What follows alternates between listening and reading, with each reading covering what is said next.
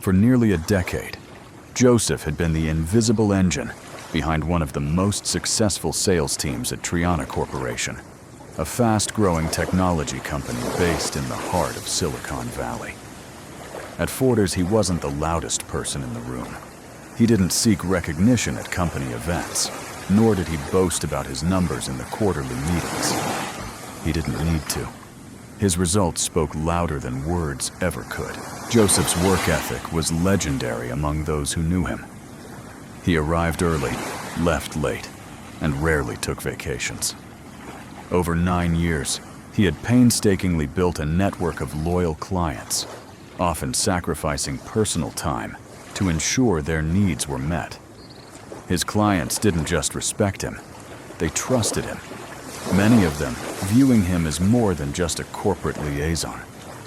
He had become a partner in their businesses, a voice they could rely on in times of crisis, and a steady hand through periods of growth. By conservative estimates, Joseph was personally responsible for bringing in close to 40% of Triana Corp's annual revenue. Yet in the cold, calculating world of corporate strategy, loyalty and performance don't always guarantee security. One Monday morning, Joseph was called into a meeting with Brian, the newly appointed vice president of sales, a younger and ambitious executive brought in from a competitor with a reputation for aggressive restructuring. The meeting was short. With barely concealed arrogance, Brian informed Joseph that his services were no longer required.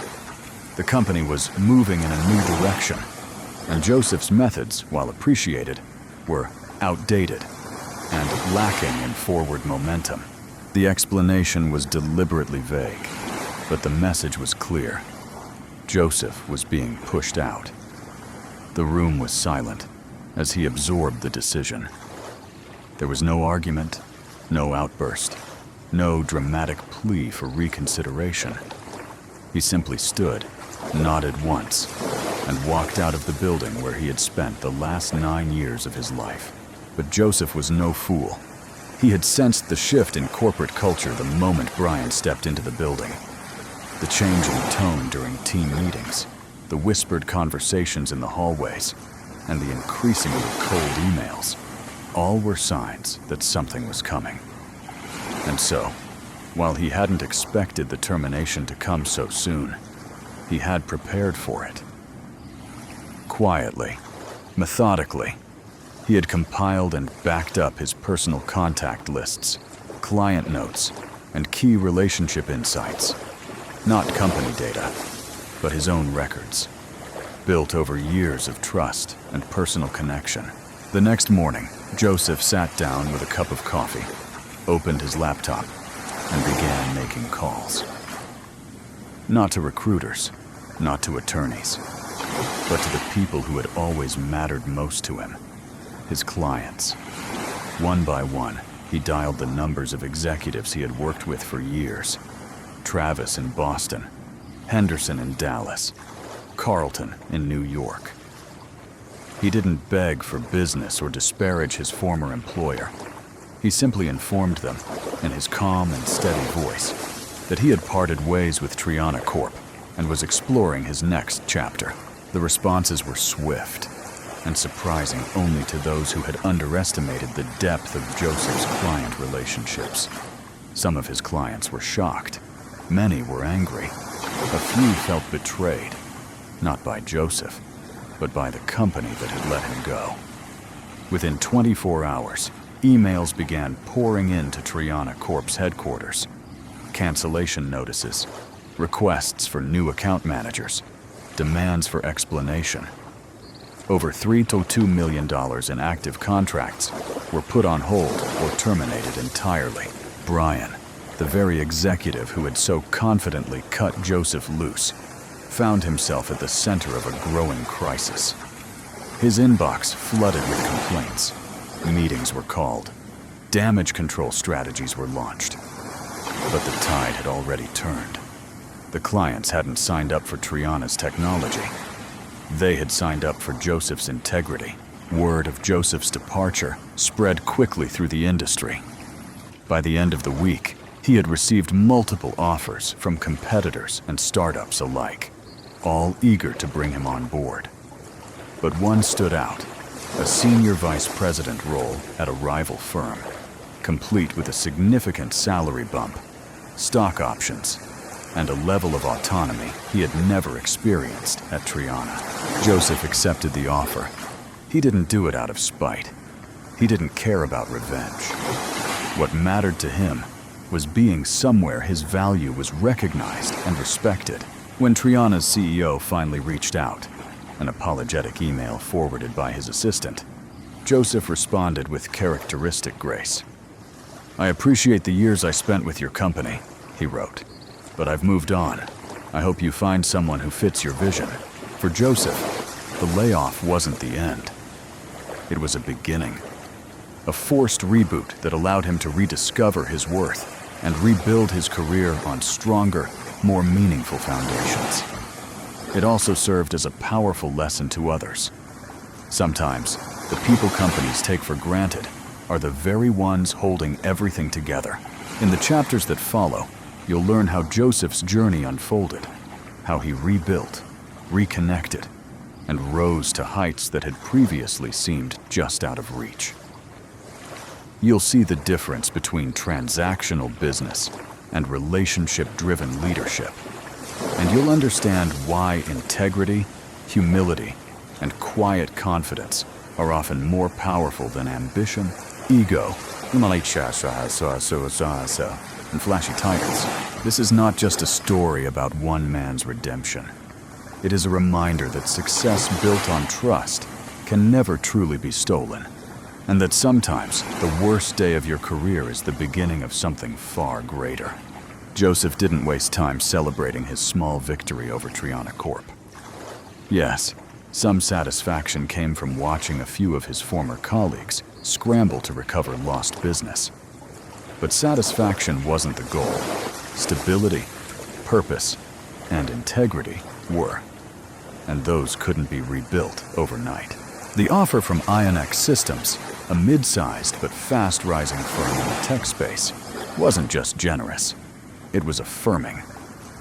Joseph wasn't just brought in to manage accounts or run a team. The CEO, Elaine Waters, had made her intentions clear during their very first meeting. "I don't just want you for your book of business. I want you for the way you lead." It was a sentiment Joseph hadn't heard in a long time. In his first week at Ionex, Joseph did something that surprised even himself. He didn't call any clients.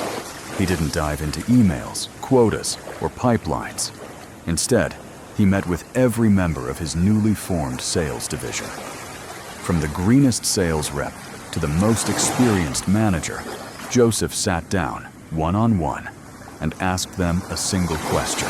"What do you need in order to succeed here?" At first, the responses were cautious. Some assumed it was a trick question. Others gave surface-level answers. Better leads, more competitive pricing, flashier marketing collateral.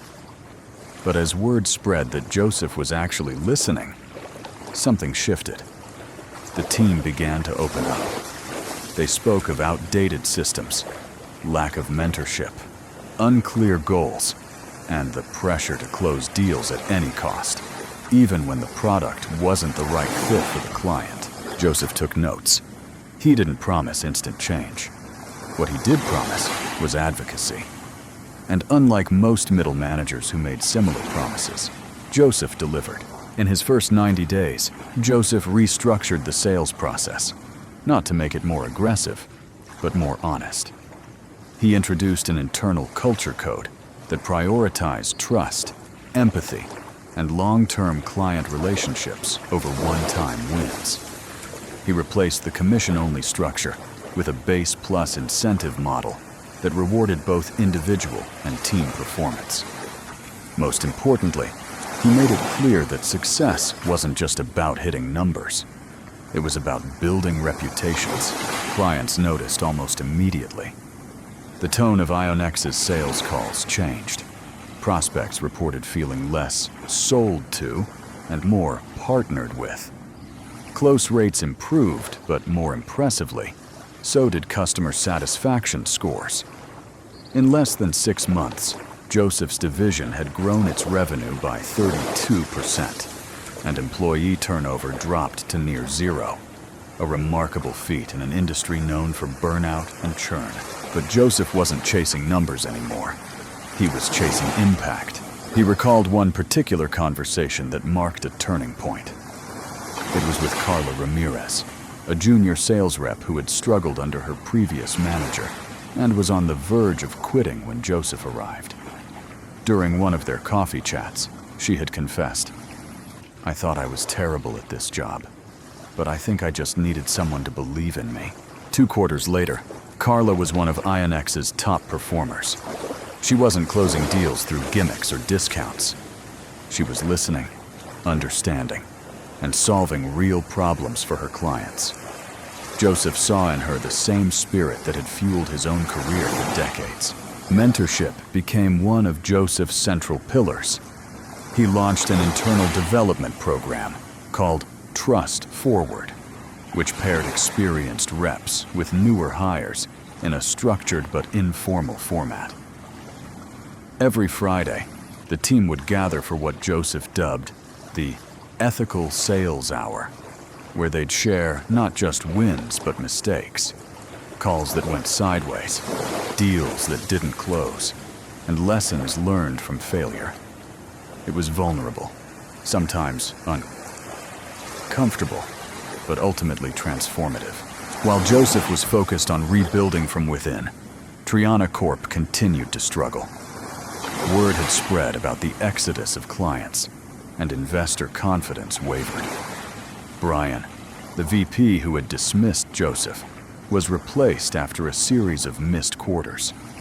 Ironically, some of Joseph's former colleagues now approached him for advice, or even jobs. He helped where he could, without resentment. He wasn't bitter. He was better. But perhaps the most profound shift came not in the office, but at home. Freed from the relentless stress of surviving a toxic environment, Joseph began reconnecting with his personal life. He took his daughter, Emma, on a week-long hiking trip in the Pacific Northwest.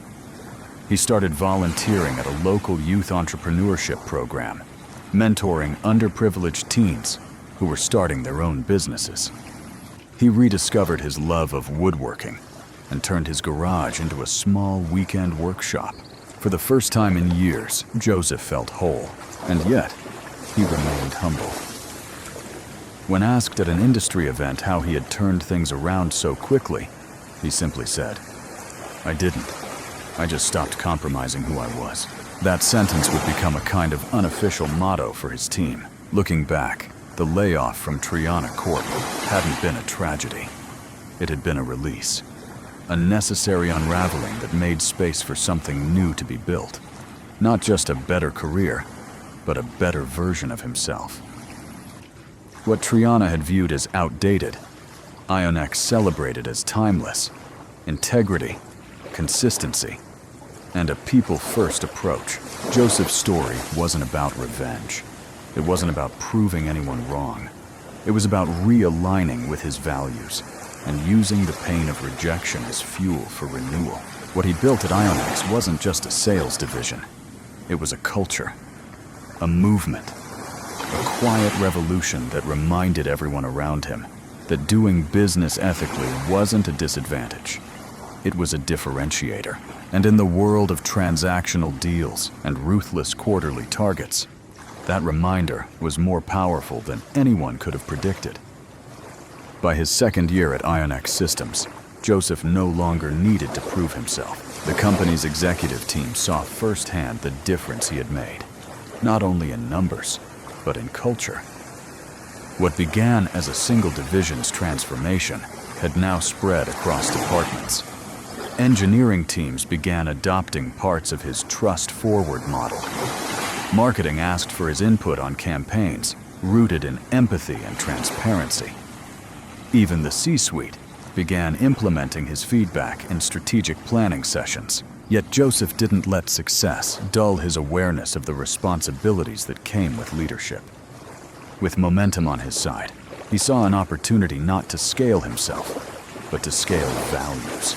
He proposed a company-wide initiative called the People Principle. At its heart, it was simple. Every decision, product-related, operational, or financial, had to be run through one filter first. Does this honor the human being on the other side of the equation? It wasn't just a slogan. It became a guiding framework. And it began to change how IONX did business.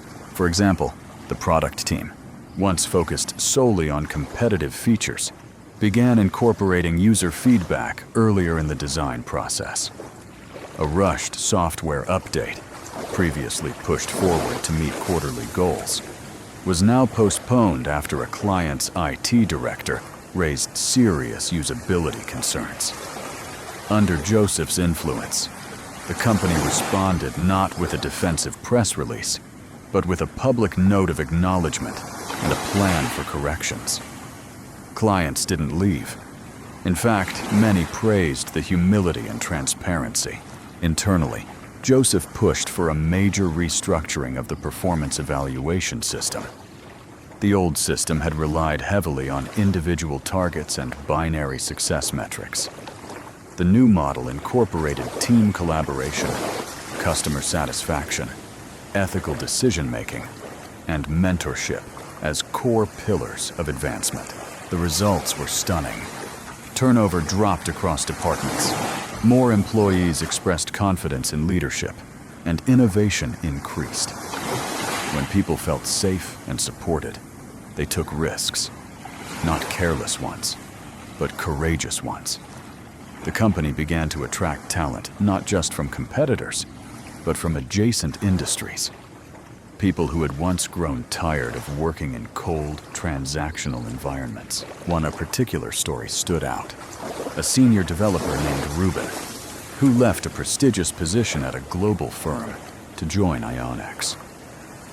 When asked why, he simply said, "I wanted to work somewhere where doing the right thing doesn't cost you your job." That sentiment echoed the very lesson Joseph had learned years ago at Triana Corp. Still, Joseph knew cultures are fragile. What took years to build could crumble in months under the wrong pressure or leadership.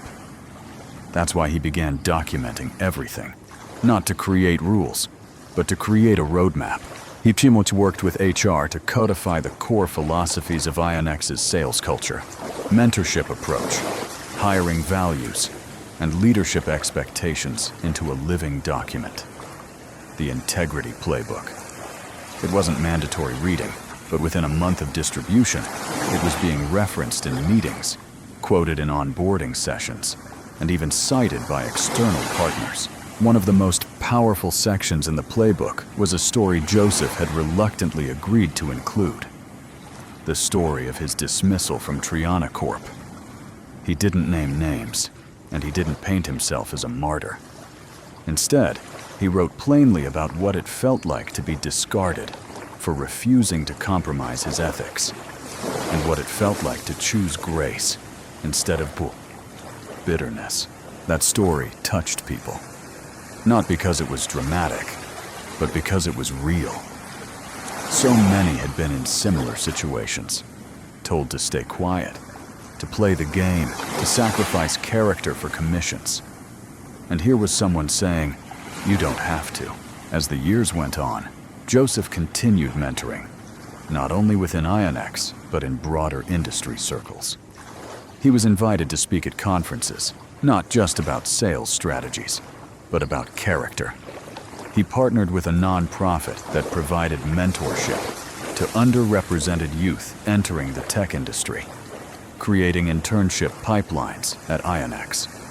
He published articles, led workshops, and quietly advised former colleagues navigating their own ethical crossroads. Some of those colleagues were from Triana. One day, Joseph received a letter in the mail, handwritten, from Brian, the very VP who had fired him years ago.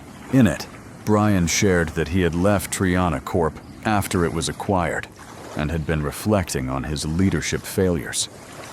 "You were right," the letter read. "Not just about the clients, but about how we treat people. I see that now, and I want you to know, I'm sorry." Joseph read the letter twice. Then he folded it neatly and placed it in the drawer of his desk. Not as a trophy, but as a reminder. People can change. Companies can evolve.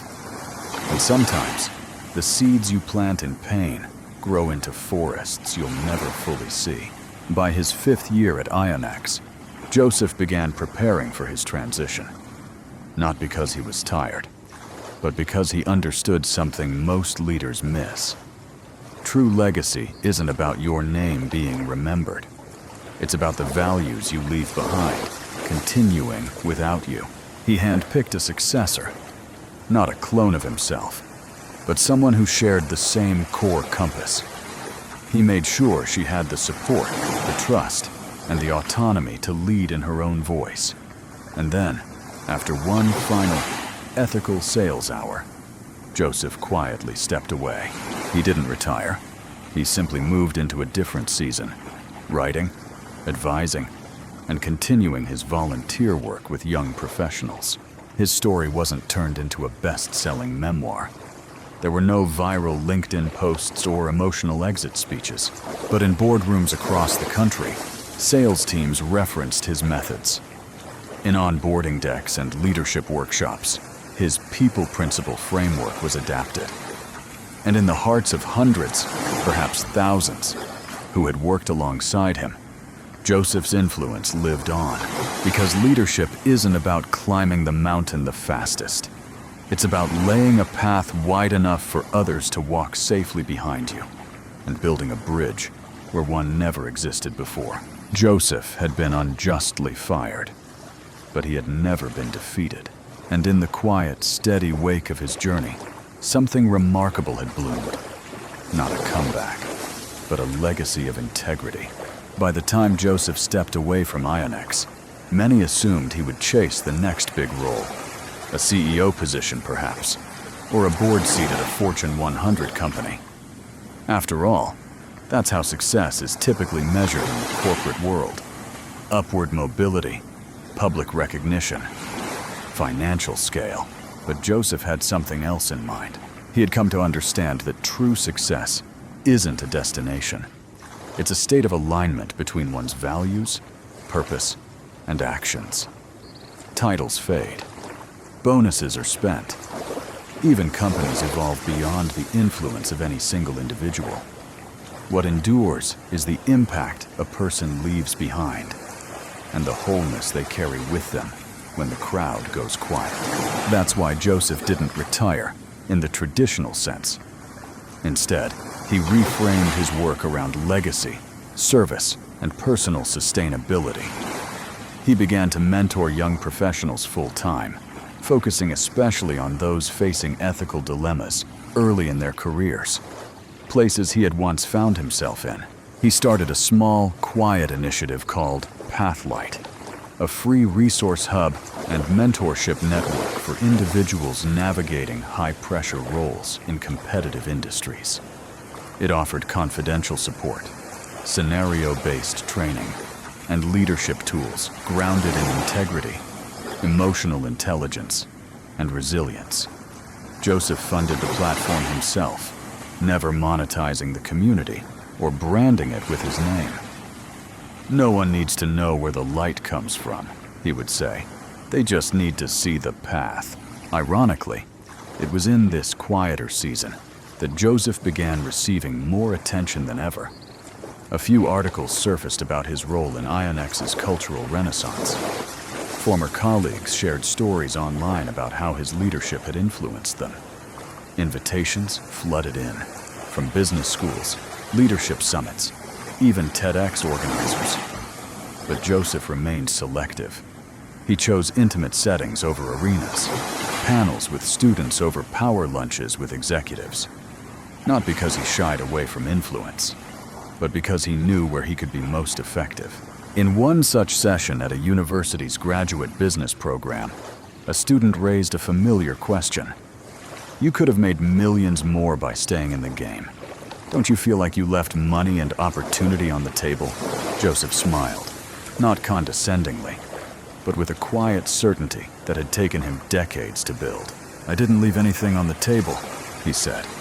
I just realized the table was never mine to begin with, so I built my own. The room was silent. He went on to explain how his definition of success had shifted over time. From performance metrics to internal clarity. Early in his career, he had chased numbers, promotions, praise. But that pursuit had cost him more than he realized. His health, his peace, sometimes even his own voice. Success isn't about how far you climb, he told them. It's about how closely your actions reflect your deepest convictions, and how many people you uplift along the way. Joseph also began to write more, not for publication, but for reflection. Journals filled with insights, lessons, and letters, some to his younger self, others to future leaders he might never meet. These writings, over time, evolved into a manuscript. He titled it Right Side Up, Building a Career Without Losing Your Soul. Though publishers expressed interest, Joseph chose to release the manuscript online, free of charge. His goal wasn't royalties or bestseller status. It was accessibility. He wanted anyone, anywhere to be able to access guidance in moments of quiet decision. Right Side Up didn't go viral, but it found its way into places that mattered, shared by mentors to mentees, bookmarked by team leads, even adopted by a non-profit leadership academy in South Africa. Joseph would receive handwritten thank you notes from people he had never met. Not fans, not followers, just people, trying to do the right thing in a world that often made that feel like a disadvantage. Each note reminded Joseph that impact doesn't require applause. That quiet influence, sustained, ethical, and humble, can reshape lives in ways flashy success never could. As the years passed, Joseph's life took on a slower rhythm. He traveled not for business, but to visit mentees, old friends, and to see places he had once dreamed of. He spent time in gardens, wrote letters by hand, and cooked meals for the neighbors on his block. In his simplicity, there was deep richness, and yet he never stopped guiding. When asked what he was most proud of, Joseph never mentioned a company name, a revenue figure, or a prestigious award. He talked about a young woman named Lana, one of his earliest mentees, who once stood up to a board of directors trying to hide a product failure from investors. She cited Joseph's advice word for word, walked out of the meeting, and later became the CEO of her own ethical startup. He talked about Ruben, the senior developer who had joined INX and stayed to become CTO. Not because of the money, but because it felt like home.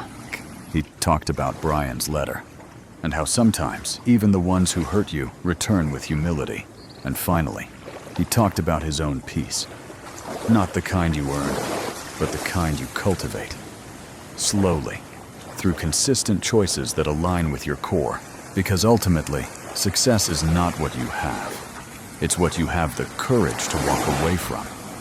It's the ability to wake up each morning and not feel like you have to trade your integrity for inclusion.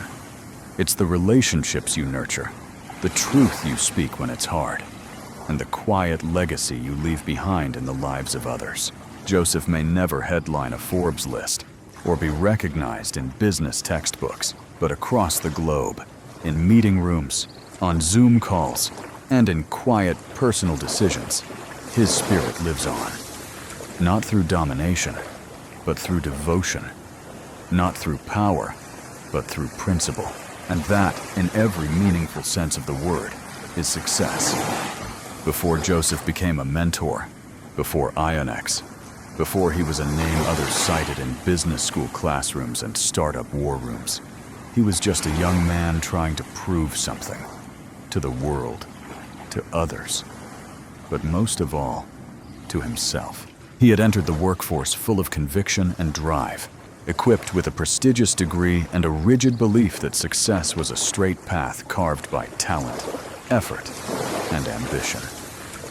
But life, as it often does, introduced him to a different curriculum, one taught not in seminars or strategy decks, but in failure, rejection, and recalibration. Joseph's first professional setback came early, when he was fired from a high-profile internship just 6 weeks in. He had challenged a senior manager in a public meeting, believing he was standing for the right thing. But his delivery was poor, his tone impulsive, and his understanding of internal politics naive. No one questioned his intelligence, but many questioned his judgment. The exit was swift, the lesson uncomfortably sharp. He spent the next few months avoiding eye contact with former classmates, deleting LinkedIn notifications, and wondering if maybe, just maybe, he wasn't as ready for the real world as he thought. That period broke something in him, but not in the way we often fear. It broke the illusion that being right was enough. It taught him the difference between principled action and performative defiance. It laid the groundwork for emotional intelligence, empathy, and strategic patience, qualities that would later define his leadership. Failure, Joseph realized, is not the enemy of success. It's the forge that tempers it. The second major failure came a few years later. Joseph had been offered his first executive-level role at a rising tech firm. Fast-moving, well-funded, and ruthlessly metrics-driven. Hungry to prove himself, he accepted the position and threw himself into the work. Long nights, data sprints, relentless KPIs. He became what the company needed. Efficient, sharp, unflinching. But in that environment, ethics were bendable, people disposable, and burnout was framed as a badge of honor. Joseph knew things were wrong. He saw employees manipulated, diversity sidelined, feedback punished. But he stayed silent. He told himself he was too new to challenge the system, that once he earned more influence, then he'd start making changes. But that moment never came. Instead, the company collapsed in scandal just 18 months later. Mass layoffs, public investigations, reputations shattered. Joseph wasn't at the center of the wrongdoing, but he hadn't stopped it either. And that haunted him. In the silence after the fall, he asked himself the hardest question of his career. What does it cost to succeed if you lose your voice along the way? That moment of introspection marked a pivot. Joseph realized that integrity isn't just a trait. It's a discipline.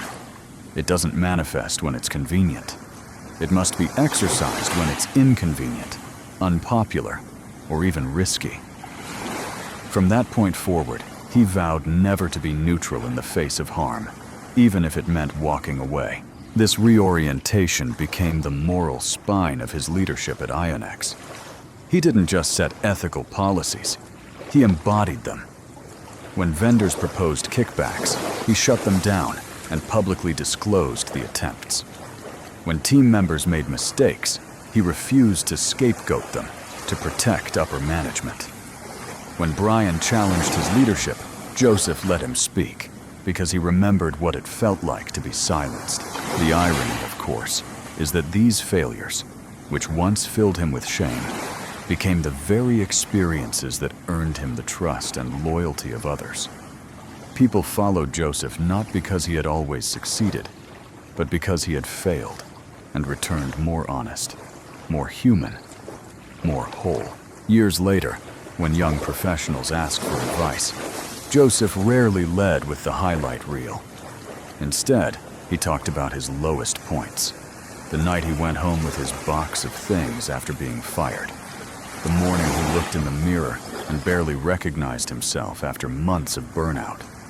The email he hesitated to send that could have stopped a bad decision, but didn't. He shared these not to dramatize his past, but to normalize theirs. To show that the path to integrity is jagged, and that the shaping of a meaningful life often comes through discomfort, reflection, and course correction. Joseph liked to say, failure isn't final, it's formative. The question is whether you'll let it shape you with bitterness or with wisdom. In time, he even came to believe that we don't just survive failure, we need it. Because success, left unchecked, can feed ego, delusion, and disconnection. But failure strips us of illusion and brings us face to face with our values. And it was in those valleys that Joseph met himself most honestly. That honesty is what made his later influence so profound. He didn't lead from a pedestal. He led from the soil, where things fall, where growth happens, where roots work. Even in his final years of active mentorship, Joseph would often ask those he guided a simple but transformative question. What has your failure taught you about what kind of person you want to become? Not what career you want, not what image you want to project, but who you want to be. Because in the end, Joseph believed that formation, not success, was the real measure of a life well lived. And that belief, forged in the heat of his own failures, changed everything.